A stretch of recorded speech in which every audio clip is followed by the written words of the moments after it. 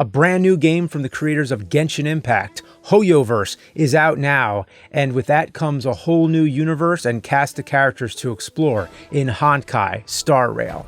Available on PC and mobile, hop on the Astral Express to a rich sci-fi fantasy world full of space stations, unique worlds, and alien creatures to do battle with in this expansive, turn-based RPG. Incredible character designs and dynamic cutscenes paired with music you can't get out of your head help keep you fully immersed in the game, and it all looks beautiful whether you're exploring it or bringing down a horde of monsters. You'll meet new companions as well as some series favorites on your adventures, so you're guaranteed to find the perfect characters for your preferred playstyle too.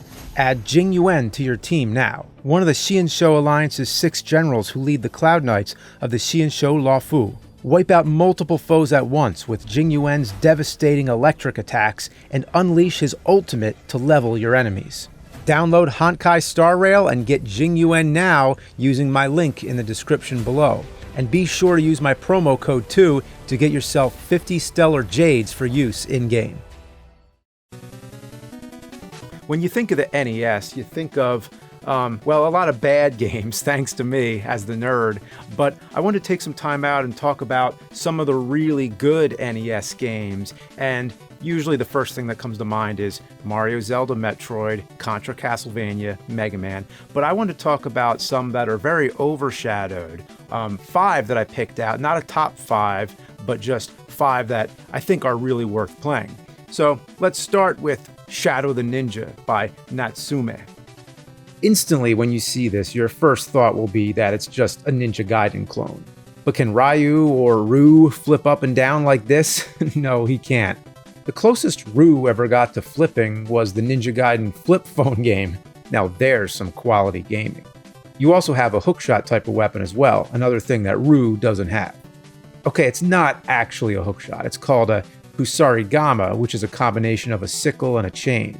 Pretty badass. I like weapons like this. It reminds me of the disc armor from Rygar. Yeah, Rygar's cool. But the standout feature here is that this game has 2-player simultaneous co-op. That's right, you can play at the same time with a friend, which in the days of NES was a big deal, especially if the game was any good. Life Force is another great one, which was always a fun time back in college. There's a variety of different boss fights, and each one will require you to learn the pattern. There's a big tank, which is like something out of Contra. Remember that one where you gotta tap your thumb so fast it feels like it's gonna fall off? Eventually, you learn that using the bomb is the way to go here, which is one of 2 special items you can get. Another boss is a man that transforms into a hawk. That might be the hardest part of the game, until you learn the best spots to stand during the fight. There's an area near the end of the game that scrolls upwards, which gives the player a big sense of panic and anxiety, which is reminiscent of areas from Ninja Gaiden 3. Shadow the Ninja is not a perfect game. One thing that bothers me is that when you get a projectile, you can't switch back to your sword. You have to use up all your projectiles first. But aside from a few relatively small gripes, you've got a pretty stellar title that not many people are talking about. It also has a nice ending cutscene to look at if you beat the game. Imagine that, a good ending instead of one that says congratulations or thank you for your coming. So next up is Roller Games. Now, you look at the cover and you think, this looks ridiculous. I mean, how could you take this seriously? But it's a good game. Roller Games was actually a television program from '89. If you never saw it, the show kind of had the vibe of American Gladiators, which was also made into an NES game, and it had the best scream ever. There's also an arcade version of Roller Games, which was more like the TV show.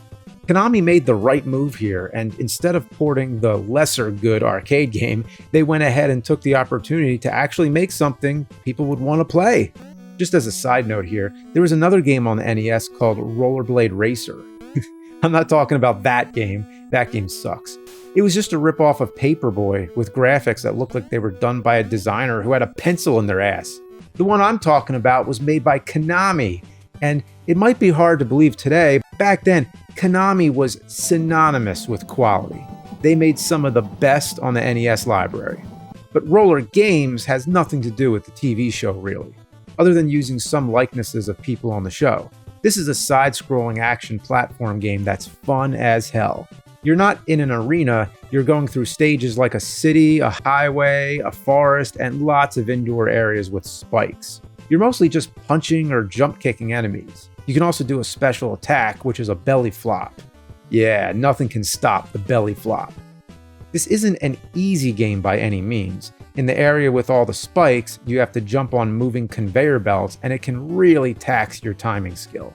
There's also a section with moving rafts that's pretty hard to navigate. So be warned, this game isn't for the faint of heart.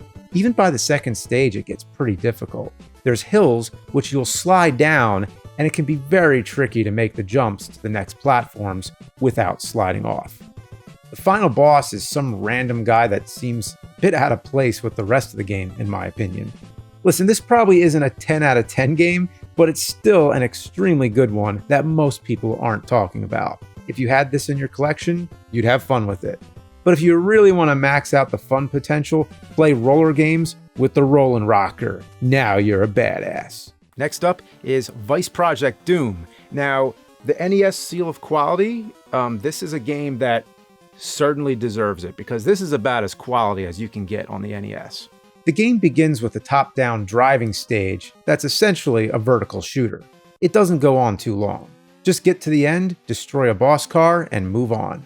There's other great games like Adventures of Batman and Robin on Genesis that are mostly side-scrollers, and toss in one shmup level that goes on way too long. But this game has the right balance. Soon after, you get in on the real meat of the game, the side-scrolling action. You get 3 weapons to choose from, a sword, a gun, or a grenade, and each of them come in handy in different situations.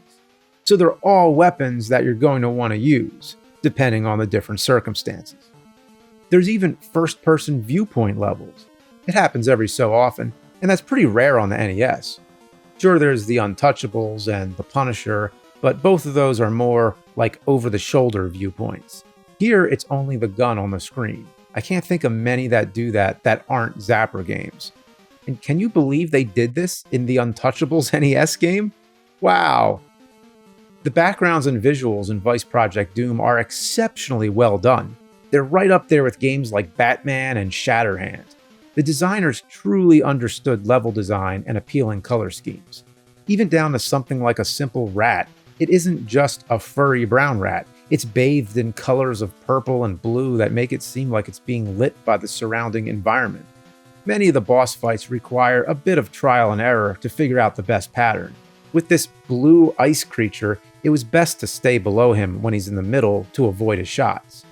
Then, when he jumps to the side platforms, you sneak in a few hits. Not too many, as you'll also need to deal with those little creatures he sends out. When you first come to these fights, you won't immediately know how to handle them. But as you learn the patterns, it makes you want to play through the game a second time so that you can get a cleaner run. That's the mark of a good game, when you're not even finished with it and you know you'll want to play it again. The final stage is rough. The enemies come at you in swarms, so it's easy to get overwhelmed. But with enough practice and perseverance, you can learn how to handle each foe. For example, there's these red guys that jump out from the bottom of the screen. There seems to be no defense, but eventually you learn to quickly back off to dodge their projectiles, and then you move in to either attack or pass them. The final boss has 2 forms. The first is a man.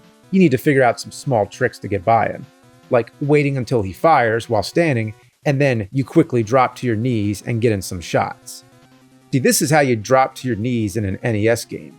But then there's also when you drop to your knees in Ring King. Now that's something. Next, on Form 2, the boss turns into a gigantic skeleton creature. You can either get under his legs and attack, or you can lob the grenades at him when he lands from a big jump. I find this the easier of the 2 methods. I think the reason this game may be overlooked is because of the first stage. It just seems like a Spy Hunter wannabe or something like that, and I can see people turning it off without even completing the first stage. But let me tell you, stick in there. This is one of the best games on the system. So next up is Rockin' Cats. This was made by Atlas, who was the same company who made Friday the 13th, which was, of course, one of the LJN published games. And wow, you would think that there's no way this could be good, but it actually is. The closest thing I guess I can compare Rockin' Cats to is Bionic Commando, because of the arm that shoots out and grabs onto things. But Bionic Commando has more of a serious tone to it. But this game is more cartoony and just kind of like goofball fun. Look at these pandas spinning on plates while standing on beach balls. Or this boss fight with a pound puppy in a clown suit. What were they smoking? You progress through stages, and your main method of attack and movement is your cartoony spring fist. You can use it to attack enemies, but more importantly, you can grab onto objects to swing around and fly off. Admittedly, it takes a little time to get used to, but once you do, you have a game where you can move around a level like no other on the NES. And that makes it very unique. That's not the only thing you get either. You can buy stuff and get rocket shoes. These are pretty great because they let you float over stuff, like Princess Peach in Mario 2. Or were they still calling her Princess Toadstool back then? I don't know. It was always weird, kind of like Princess Frog shit. The last boss of the game is pretty hilarious. It's basically King Kong in a 1940s gangster costume. Want to know the secret to winning here? Punch him in the nuts. Yeah, just right in the fucking nuts. Look at him cry. No bananas for you. This game is somewhat rare these days. You'd think they would have dropped this game on Nintendo Switch Online by now. But hey, that's okay. It has Eliminator Boat Duel and The Immortal, so that's cool.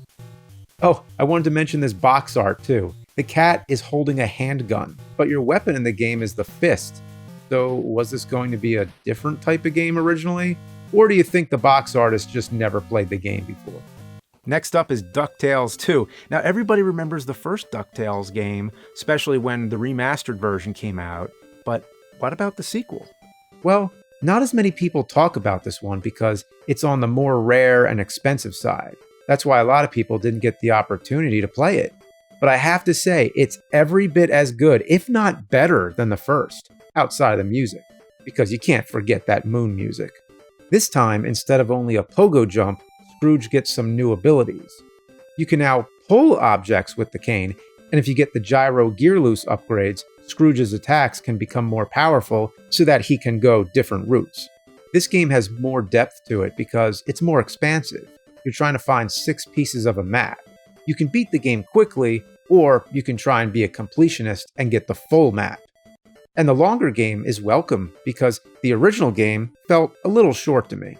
There's also some more involved puzzles to figure out this time, like memorizing the suns on the ground, which gives you the order of where to drop the barrels in the water later on. The game keeps true to what DuckTales is all about, Scrooge going on adventures to far-off lands, collecting money to increase his fortune. It's just that this time the game is longer, a bit more difficult, and is overall just a grander adventure than the first. There's new boss fights, and all the levels are well designed and fun to play through. And of course, you see classic DuckTales characters like Flintheart Glomgold and everything you'd expect. But at the very end of the game is a pretty nice and funny surprise. Scrooge McDuck fights a liquid T-1000. Obviously, Terminator 2 was popular at the time, but I just like the idea of Uncle Scrooge kicking a T-1000's ass. Go eat your heart out, Arnold. So anyway, there's lots of really good NES games that you might not have heard of. So if you can think of any NES games that you think are overshadowed or underrated, well, let me know in the comments, and thanks for watching.